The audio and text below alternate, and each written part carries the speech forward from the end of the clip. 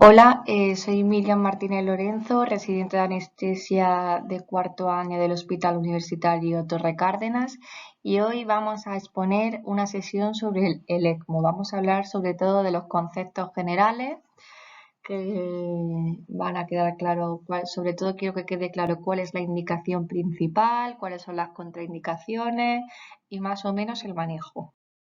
Este va a ser el índice que va a seguir la sesión, va a hablar de la definición, los componentes del sistema, la anticoagulación y diferencias principales entre el ECMO veno-venoso y el ECMO veno. Bueno, para lo primero de todo tenemos que saber qué significa ECMO. ECMO significa extracorpórea membrana de oxigenación. Es un dispositivo de asistencia circulatoria y respiratoria indicado en el shock cardiogénico y o la insuficiencia respiratoria refractario al tratamiento médico convencional. Aquí tenemos la máquina del ECMO y esta máquina nos permite oxigenar, ventilar y mantener un gasto cardíaco. Es muy importante de que las personas que van a poner el ECMO y van a estar manejándolo los días siguientes tengan una formación específica, así que sí que se requiere ir a cursos de forma continuada. Tenemos dos tipos de ECMO. Por un lado está el veno-venoso, que nos da un apoyo respiratorio, y por otro lado está el ECMO veno-arterial, que nos da un apoyo respiratorio y circulatorio. Es muy importante recordar que el ECMO veno-venoso puede convertirse fácilmente en un ECMO veno-arterial si se necesitase posteriormente un apoyo del ventrículo izquierdo. Para mí lo más importante de esta sesión, y es que quiero que quede claro que el ECMO es una terapia puente a un objetivo. Nunca va a ser un último escalón de terapia, sobre todo en pacientes pre-mortem o en pacientes terminales, porque aquí estaremos hablando que se le pone el ECMO a estos pacientes tendríamos una mortalidad del 100%. Así que el ECMO tiene que ser una terapia puente, ya sea a un objetivo para una recuperación de patologías cardíacas y pulmonares potencialmente reversibles, una terapia puente a un trasplante cardíaco pulmonar, una terapia puente a la espera de que el equipo tome una decisión, una terapia puente a cambio a otro dispositivo de asistencia de larga duración, o también en los últimos años se está utilizando el ECMO como una terapia puente para el mantenimiento de órganos abdominales en donantes. Hay que decir que en los últimos años ha habido un incremento del uso, sobre todo del ECMO veno-venoso, a raíz del año 2009, la pandemia de la gripe A y también por la pandemia del COVID. Cada día más se usa más y tenemos más uso. Además, el ECMO veno-venoso ya está en múltiples guías respiratorias. En torno a la supervivencia, el ECMO veno-venoso tiene una supervivencia mayor que el ECMO veno-arterial. También, la supervivencia es en torno al 50 o al 60% de los pacientes. Todo esto es según el contexto clínico del paciente y según que se haya hecho una buena indicación. Para entender las indicaciones del ECMO tenemos que primero entender cómo es la máquina de nuestro ECMO. Entonces vamos a hablar de qué compone nuestro sistema. Vale.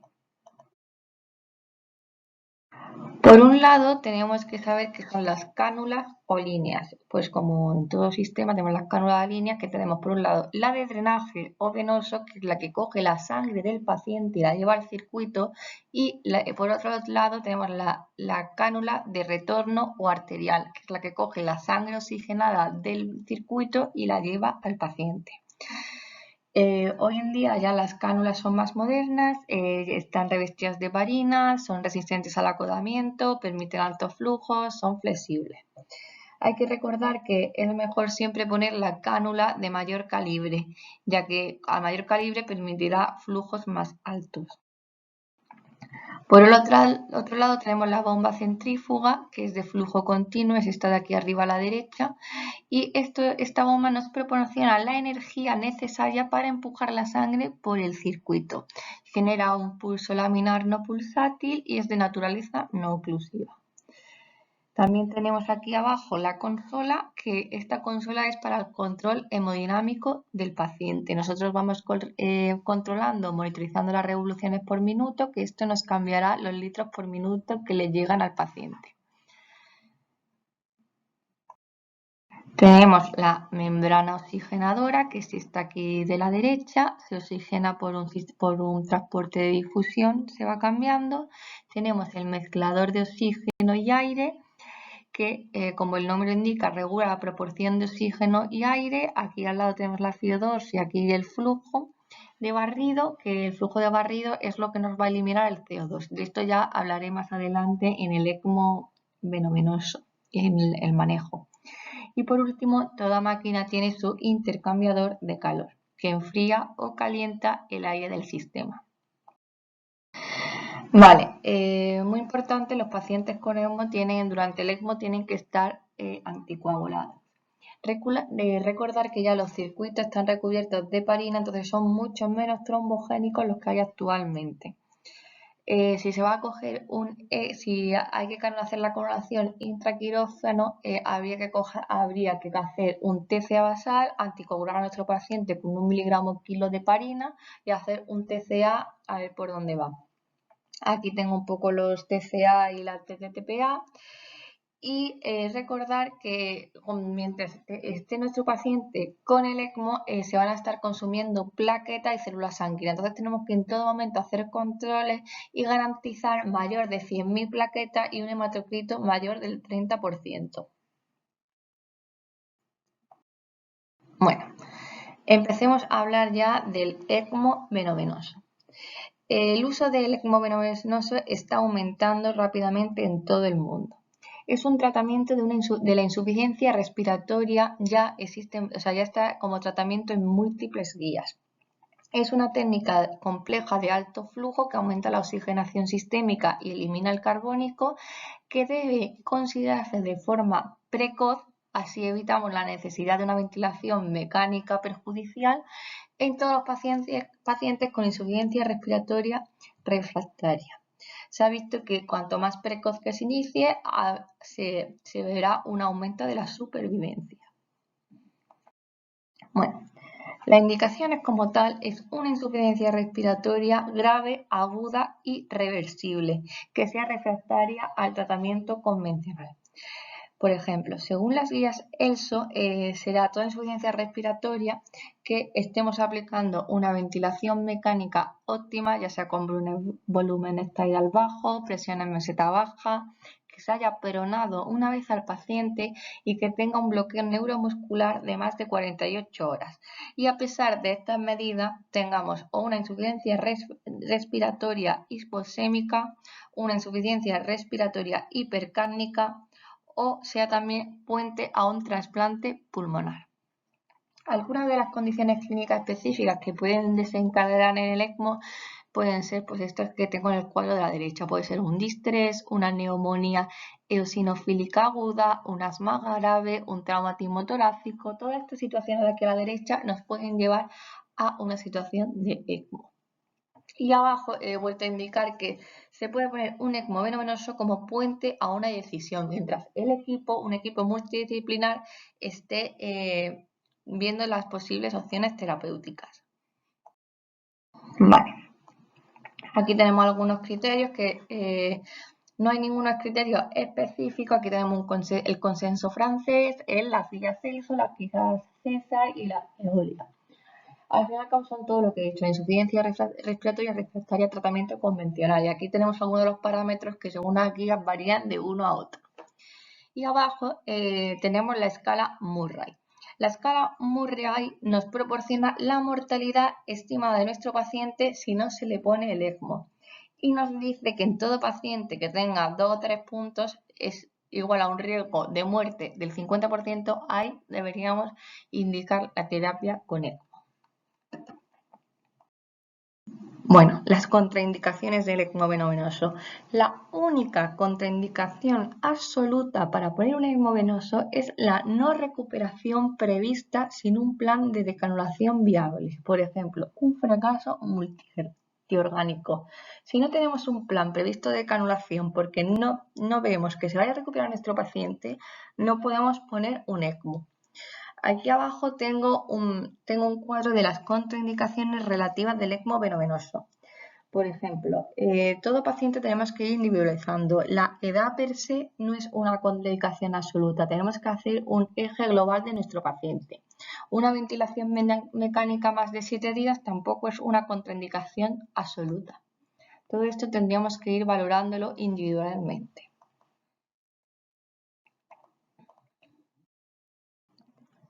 Previo a la canulación del ECMO venovenoso, tenemos que tener una analítica completa con hemograma, bioquímica, coagulación. Tenemos que tener pruebas cruzadas y reservar 4 concentrados de MAT10 y transfundir si tenemos un hematocrito menor del 30%. También tenemos que asegurarnos de que tenemos mayor de 100.000 plaquetas. Con la canulación tenemos que tener una profilaxis antibiótica y dejarla al menos 48 horas. Y deberíamos garantizar que nuestro paciente esté anticoagulado con controles de TCA.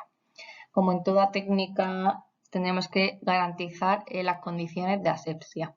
Aquí abajo está pues lo que he dicho antes, que a mayor calibre, mayor alto flujo se puede administrar al paciente.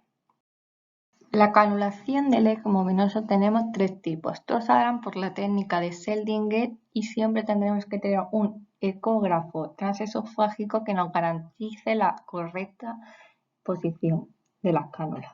Tenemos la técnica de doble cánula. La primera es la fémoro-yugular, que tenemos la cánula de drenaje en la vena femoral que recoge la sangre de la vena cava inferior. Es una cánula multiperforada. Va al circuito y después tenemos la cánula de retorno que va a la vena yugular interna derecha que desemboca en la aurícula derecha, que esta solo tiene una perforación. Y si no, otra alternativa es el fémoro-femoral. La cánula de drenaje es la femoral izquierda, que recoge la sangre de la vena cava inferior, es también multiperforada, y la cánula de retorno que va hacia la vena femoral derecha y desemboca en la aurícula derecha, con un único orificio distal.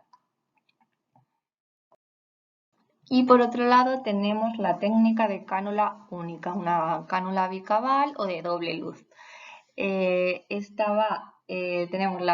Tenemos 2 luces, tenemos la luz de drenaje que recoge la sangre de la vena cava superior y la vena cava inferior, solo tiene un orificio, y la cánula de retorno que desemboca en la aurícula derecha. Las ventajas es que es un punto único y que tiene una movilización precoz. Las desventajas: tiene un implante más difícil, flujos más limitados, posibilidad de lesión cardíaca. Ya cuando tenemos hecha la canulación de nuestro paciente, primero tenemos que saber, antes de implantar el modo de terapia, son los objetivos. Los objetivos respiratorios, como en todo estrés: una PO2 mayor de 60, PAFI mayor de 200, carbónico de 35 a 45, y recordar que lo he dicho previamente, que la transferencia del gas se hará por difusión. Bueno, aquí tenemos los parámetros a controlar. Por un lado tenemos el mezclador de aire y oxígeno. Aquí, en este de la izquierda, controlaremos el flujo de gas de lavado o gas de barrido, que este es el que nos elimina el carbónico. Normalmente se inicia por 2 litros por minuto, el máximo es de 1 a 10 y a mayor el flujo, mayor disminución del carbónico. Tenemos que tener precaución con no hacer una eliminación rápida porque haríamos una lesión neurológica. Y por otro lado tenemos aquí la FiO2, que normalmente se pone al 100% y en el destete se irá bajando progresivamente. Y ahora aquí en la consola manejamos el flujo sanguíneo. El flujo sanguíneo se maneja con las revoluciones por minuto. A mayor revoluciones por minuto habrá mayor flujo de sangre, a mayor flujo de sangre habrá mayor porcentaje de gasto cardíaco que pasa por el ECMO, que llevará una mejor oxigenación. Este flujo del gasto cardíaco nos dice que lo tenemos que adaptar al gasto cardíaco del paciente, porque si el flujo es menor del 60% del gasto cardíaco del paciente, consideramos una saturación en menor del 90%. Y quiero aquí recordar esto que he puesto de independiente, es que por aumentar el flujo sanguíneo no vamos a mejorar la ventilación. Son dos sistemas diferentes, el flujo de gases para la ventilación y el flujo de sangre para la oxigenación. La oxigenación de nuestro paciente depende de 4 parámetros: del flujo sanguíneo, de la CO2, la permeabilidad de la membrana y la hemoglobina. Para conocer la oxigenación real de los órganos diana, lo que tenemos que hacer es coger la saturación de la arteria. ¿Esto por qué es? Porque el ECMO no coge toda la sangre, solo la sangre que pasa por el sistema del ECMO se oxigena y coge el 100% de la CO2 que nosotros lo hemos puesto, pero la otra parte de la sangre que no pasa por nuestro sistema llega a la aurícula derecha menos oxigenada, que es ahí donde se mezcla en el ventrículo derecho, y entonces tendremos una saturación menor del 100%. Generalmente es entre el 80 y el 90%. En el ECMO veno-venoso tenemos el fenómeno de recirculación. ¿Esto qué quiere decir? Que la sangre que va al oxigenador va sangre oxigenada que va a la aurícula derecha y en realidad debe de seguir el circuito de seguir ventrículo derecho, el circuito normal, vuelve a la cánula de drenaje. Entonces vuelve a pasar por el oxigenador. Y esto lo que conlleva es que disminuye la sangre oxigenada del paciente. ¿Cómo lo veremos? ¿Cómo nos daremos cuenta de esto? Pues porque habrá una disminución paradójica de la saturación sistémica al aumentar el flujo. También habrá una aumentará la saturación venosa o aumentará el color de la sangre de la cánula de drenaje. Esto es sobre todo en los ECMO veno-venosos de una sola cánula de doble luz. ¿Y influye el ECMO veno-venoso en la hemodinamia del paciente? Pues sí, pero influye de forma indirecta. ¿Por qué influye de forma indirecta? Porque al optimizar el pH, el carbónico y la PO2, mejorará la presión de la arteria pulmonar y esto conllevará una mejoría de la disfunción del ventrículo derecho con una mejor oxigenación coronaria y por tanto un mejor funcionamiento del ventrículo izquierdo. Y por otra parte, que lo voy a explicar en la siguiente diapositiva, como utilizamos parámetros de protección pulmonar o ultraprotección pulmonar, disminuiremos la presión intratorácica, lo que llevará a un aumento del llenado y del gasto cardíaco. Este cuadro de abajo de la izquierda es para ver, una vez que iniciamos ya la terapia con ECMO, el manejo de los fluidos.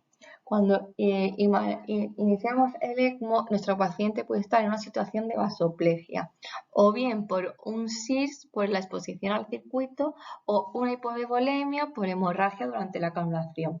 El tratamiento será aumento gradual del flujo durante el inicio. Primero le pondremos líquidos para reponerlo y ya cuando pasemos esta fase haremos un balance hídrico negativo. Y en algunas guías nos dicen transfusión restrictiva. No queda claro la hemoglobina, si tiene que ser mayor de 7 o alrededor de 12. En torno al manejo ventilatorio utilizaremos una ventilación pulmonar protectora o ultraprotectora, ya que el intercambio de gases se irá principalmente por el ECMO, no por los pulmones nativos del paciente. Entonces configuraremos el respirador para delimitar la lesión pulmonar. Sin embargo, la estrategia ventilatoria óptima en pacientes con distrés grave sometidos a ECMO no está bien definida. Aquí tenemos la guía César y la guía Eolia, que nos hablan de volúmenes tidales bajos, nos hablan de una PIP alta mayor de 10. ¿Por qué? Porque al tener los volúmenes ventilatorios bajos también nos pone una frecuencia respiratoria baja, pues tenemos más riesgo de atelectasia. Entonces por eso aplicamos una PIP un poco más alta. La CO2 la queremos baja, ya que nos da igual, ya que nos está oxigenando el propio sistema del ECMO. Las complicaciones que podemos tener con el ECMO están sobre todo todas relacionadas con la hemorragia. Ya puede ser la más frecuente un fallo del oxigenador, pero ya puede ser una hemorragia en la localización de la cánula, hemorragia digestiva, hemolisis, infarto del sistema nervioso central, hemorragia del sistema nervioso central, hemorragia pulmonar, todo esto porque tenemos un paciente anticoagulado. Para terminar con el ECMO veno-venoso vamos a hablar del destete. Normalmente, en la mayoría de los artículos publicados, la mayoría de los pacientes reciben ECMO durante 9 a 14 días, aunque algunos pueden requerir 4 semanas o más.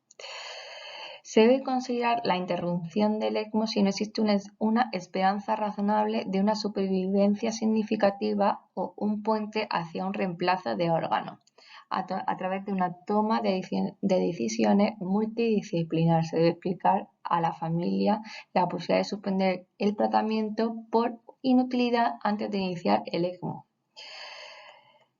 El destete se llevará a cabo cuando la causa por el que hemos iniciado la terapia con ECMO haya mejorado o esté resuelta. Esto lo veremos con una mejoría radiológica, con PAFI mayor de 200, afebril, mejoría de la complianza y la presión plató, y lo iremos retirando progresivamente. Disminuiremos progresivamente los parámetros del ECMO y aumentaremos los de la ventilación mecánica, hasta una plato menor de 30 con un volumen tidal de 6, una PIB menor de 12, una FIOS de menor de 60%. Aquí tenemos aquí abajo un esquema de cómo podríamos ir disminuyendo el flujo de gas, repitiendo gasometría, disminuyendo la FIO2, una terapia que podríamos utilizar. Y ahora vamos a hablar del ECMO veno-arterial. El ECMO veno-arterial es una terapia en el tratamiento de shock cardiogénico refractario al tratamiento convencional. Muy importante como el veno-venoso, que hay que implantarlo de una manera precoz antes de que se haya establecido un fracaso multiorgánico, ya que se ha visto que aumenta la supervivencia. También se necesita una formación específica, y en el ECMO veno-arterial tenemos la escala SAFE, que nos predice la mortalidad tras la entrada en ECMO, a diferencia de la Munray, que nos decía la mortalidad sin ECMO. La indicación del ECMO es un shock cardiogénico, como hemos dicho antes, refractario al tratamiento. Aquí tenemos algunas situaciones clínicas que nos pueden llevar a esta situación, ya sea puede ser el shock secundario a un infarto de miocardio, puede ser por un tromboembolismo pulmonar con disfunción grave del ventrículo derecho, una tormenta eléctrica que no responde a tratamiento antiarrítmico o ablación, una intensificación aguda por fármacos cardiodepresores. Tenemos aquí todos estos ejemplos. Y al igual que en el ECMO veno-venoso, la única contraindicación absoluta para el inicio del ECMO es la no recuperación prevista sin un plan de decanulación viable. Estas contraindicaciones absolutas pueden ser una enfermedad crónica terminal, un corazón no recuperable y no candidato a trasplante, una insuficiencia aórtica grave, una disección aórtica no corregida, un daño neurológico irreversible diagnosticado, una neoplasia no controlada. Y igual también tenemos contraindicaciones relativas que deberíamos llevarlas en conjunto por un equipo multidisciplinar para tomar la decisión si se pone o no se pone, como es la edad, la obesidad mórbida, la contraindicación para la anticoagulación. Esta diapositiva es la misma que teníamos en el ECMO veno-venoso, es también para recordarlos que previa a la canulación tenemos que tener el hemograma, la coagulación, las pruebas cruzadas, la profilaxis antibiótica. En cuanto a la canulación del ECMO veno-arterial, hay que saber que la sangre se drena desde la aurícula derecha y es refundida oxigenada en el sistema arterial. Tenemos que ir siempre vigilándolo, comprobándolo con el ecotrans esofágico, y podemos tener una canulación central o periférica.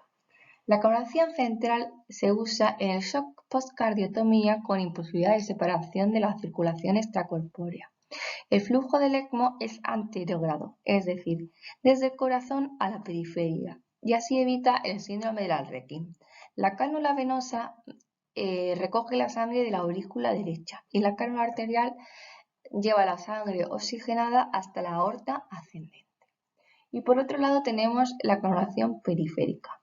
El acceso femoral es el de elección por su accesibilidad y rapidez.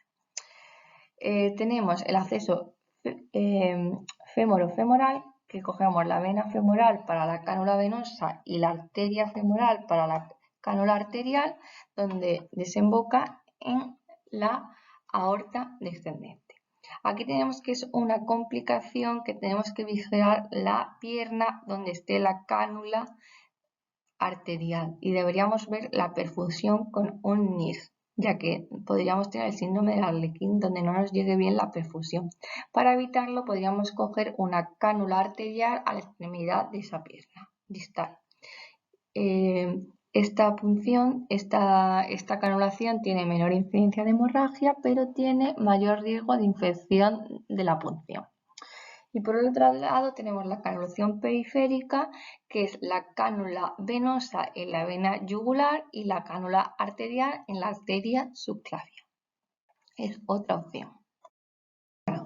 La terapia del ECMO venoso arterioso, pues tenemos que saber antes de iniciarla cuáles son nuestros objetivos. Los objetivos respiratorios son los mismos que en el ECMO venoso y los objetivos hemodinámicos pues son como en todos los cardiogénicos, una presión arterial media mayor de 65, índice cardíaco mayor de 2,5, saturación venosa mixta mayor del 65%, una diuresis mayor de 0,5 mg/kg, disminuir elástico en las primeras 4 horas.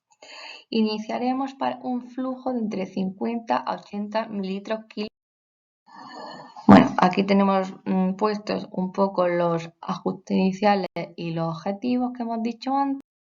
Aquí es los parámetros. El flujo sanguíneo es lo que he dicho, de 50 a 60 ml/kg minuto, que sería como, tendría que ser mayor de 2 litros por minuto. A mayor revoluciones, mayor flujo de sangre y tenemos que mantener una presión arterial media mayor de 60 y una presión de pulso anterior sea al menos de 10. La FIO2 la mantendremos al 100% y el flujo de gas de lavado pues según nuestro carbónico. Hay que decir que en el ECMO veno arterial el contorno de la onda de pulso no es válido en los sistemas no calibrados. Bueno, y en el ECMO veno arterial tenemos que saber el manejo del ventrículo izquierdo, porque una desventaja muy importante es la posibilidad de que se produzca una carga y distensión significativa del ventrículo izquierdo, debido al aumento de la poscarga en la aorta y la mala eyección asociada al ventrículo izquierdo. Esto se puede ser especialmente perjudicial para el ventrículo izquierdo con infarto agudo. La poscarga alta y la eyección deficiente del ventrículo izquierdo pueden afectar la apertura de la válvula aórtica y provocar edema pulmonar agudo o trombosis catastrófica de las cámaras cardíacas izquierdas o la raíz aórtica. Bueno, el edema pulmonar se puede ver en la radiografía de tórax con una presión de pulso inferior a 5 o 10, la visualización del ventrículo izquierdo como humo. Bueno, tenemos medidas técnicas no invasivas o técnicas más invasivas para manejarlo. Las técnicas no invasivas que incluyen una reducción del flujo del ECMO, manteniendo al mismo tiempo una perfusión eficaz del órgano terminal, la vasodilatación para reducir directamente la resistencia arterial periférica, aumento de la PIB para reducir el flujo de la arteria pulmonar y mejorar el drenaje cardíaco derecho hacia el sistema del ECMO, o soporte inotrópico moderado para mantener la eyección del ventrículo izquierdo. Varias estrategias también podemos poner más invasivas como un balón de contrapulsación, un dispositivo de asistencia del ventrículo izquierdo de flujo axilar percutáneo temporal. Hay varias estrategias que podríamos también tomar más invasivas. En el ECMO veno arterial también utilizaremos una ventilación protectora pulmonar con bajos volúmenes, le aplicaremos la PIP y se promoverá la movilización y la rehabilitación física. Y ya hay algunos artículos que nos están hablando de considerar una extubación precoz. En esta diapositiva hablamos de las posibles complicaciones del ECMO venoarterial y su forma de gestión. No me voy a detener demasiado porque están todas escritas. Aquí tenemos un recuadro donde nos ve la incidencia de las complicaciones y la supervivencia. Y bueno, el destete del ECMO venoarterial. Tenemos que hacer una evaluación clínica, hemodinámica y ecográfica diaria. Este destete no se iniciará hasta que haya reposado el corazón, al menos durante 24-48 horas.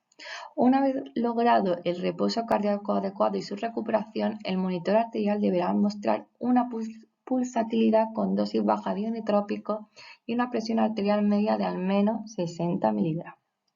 Deberá corregirse el trastorno metabólico y la función pulmonar deberá ser la adecuada para aumentar la probabilidad de éxito del destete. Cuando la función cardíaca se haya recuperado, pero la función pulmonar siga comprometida, deberá plantearse la conversión a un ECMO veno-venoso. Se irán disminuyendo los flujos de 0,5 a 1 litro minuto hasta que sea de 1 litro minuto la hora. Aquí tenemos un poco los valores de soporte vasoactivo que deberíamos tener para plantear el destete. Y una vez valorado ecográficamente, una fracción de eyección al menos de un 20 a un 25% será necesaria. Bueno, aquí está la bibliografía que he seguido para todas las diapositivas. Aquí he revisado las varias guías que hay actualmente.